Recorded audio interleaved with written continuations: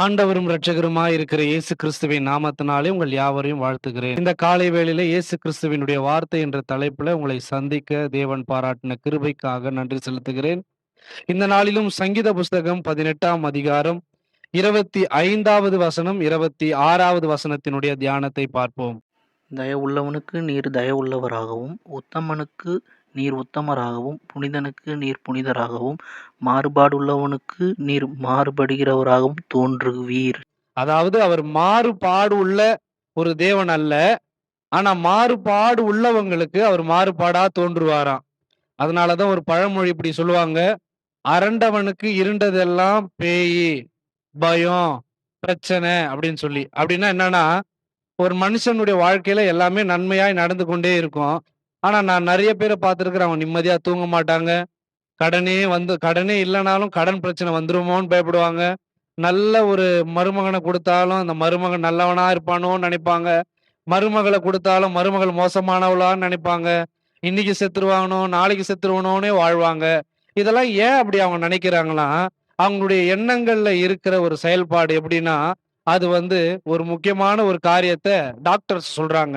நீங்க எதை நினைக்கிறீங்களோ, உங்களுடைய எண்ணம் என்னவா இருக்கிறதோ அதை தான் நீங்க செயல்படுத்துவீங்கன்னு சொல்லி. அது மாதிரிதான் சங்கீதக்காரர் சொல்றாரு, ஆண்டவரே நீர் உத்தமனுக்கு நீர் உத்தமனா இருக்கிறீங்க, துணையா இருக்கிறவர்களுக்கு நீங்க துணையா இருக்கிறீங்க, நன்மை செய்கிறவங்களுக்கு நீங்க நன்மை செய்கிறவரா இருக்கிறீங்க. அதே போல இந்த மாறுபாடு உள்ள எண்ணங்கள் உடையவங்களுக்கு நீங்க மாறுபாடு உள்ளவரை போல தோன்றுவீங்கன்னு சொல்லி. இந்த காலை வேளையில நீங்களும் உங்களுடைய சிந்தைய கொஞ்ச நேரம் யோசிச்சு பாருங்க. நாம ஒருவேளை மாறுபாடான சிந்தையில இருக்கிறோமோ? ஒருவேளை நீங்க அப்படி இருந்தீங்கன்னா, இன்னைக்கு இந்த காலையில நீங்க மாத்திக்கங்க. அவர் ஒருவரையும் புறம்பே தள்ளாத தேவன், அவர் ஒருவரையும் பட்சபாதம் பார்க்காத ஒரு தேவன் என்று சொல்லி. அப்படிப்பட்ட அந்த அன்பின் ஆண்டவர் எப்பொழுதும் நன்மை செய்கிறவராக, உத்தமராக, நமக்கு பாதுகாவலனாக மாத்திரம்தான் இருக்கிறாரு.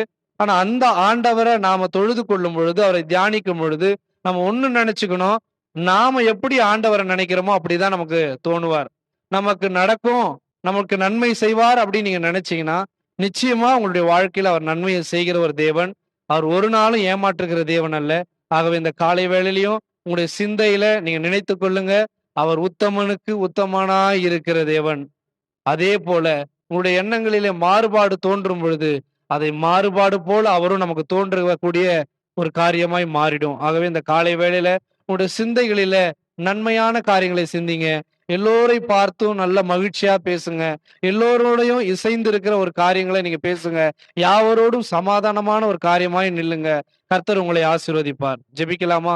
கிருபையும் இரக்கும் மகா பரிசுத்தமுள்ள எங்க நல்ல பிதாவே, உடைய குமாரனாகிய இயேசு கிறிஸ்துவின் நாமத்தினாலே நாங்கள் ஜெபிக்கிறோம். நீர் தயவுள்ளவருக்கு தயவுள்ளவர், உத்தமனுக்கு உத்தமன், நன்மை செய்கிறவருக்கு நன்மை செய்கிறவர். அதே போல மாறுபாடான இருதயம் உள்ளவங்களுக்கு நீர் மாறுபாடாய் தோன்றுகிற ஒரு தேவன். இந்த காலை வேளையில ஒருவேளை எங்களுடைய எண்ணங்கள் ஆண்டவரை உம்மை குறித்ததான பாரங்கள், மாறுபாடுகள் இருந்தா, அதை உம்முடைய வசனம் ஆண்டவரே வகை அறுக்கிறதா இருக்கிறது. எங்களுடைய சிந்தையை வகை அறுத்து ஆண்டவரே விருத்த சேதனம் உள்ள ஒரு இருதயமாய், ஒரு சிந்தையாய் எங்களை மாற்றி இந்த காலை வேளையிலே ஆண்டவரே நீர் ஆண்டவரே எங்களை நடத்தும்படியாய் ஜெபிக்கிறோம். இந்த காலை வேளையில எங்களை முற்றிலுமாய் ஆண்டவரே எங்களை தாழ்த்தி நாங்களுடைய சமூகத்தில் ஒப்புக் கொடுக்கிறோம். தேவன் எங்களுக்கு நன்மை செய்தீர், தயவுள்ளவர். தேவன் எங்களுக்கு உத்தமமான காரியங்களை செய்திருக்கிறீர். அதை மாத்திரம் நினைத்து வாழ எங்களுக்கு உதவி செய்தருளும். இயேசு கிறிஸ்துவின் மூலம் ஜெபம் கேளும் எங்கள் ஜீவனுள்ள நல்ல பிதாவே, ஆமென்.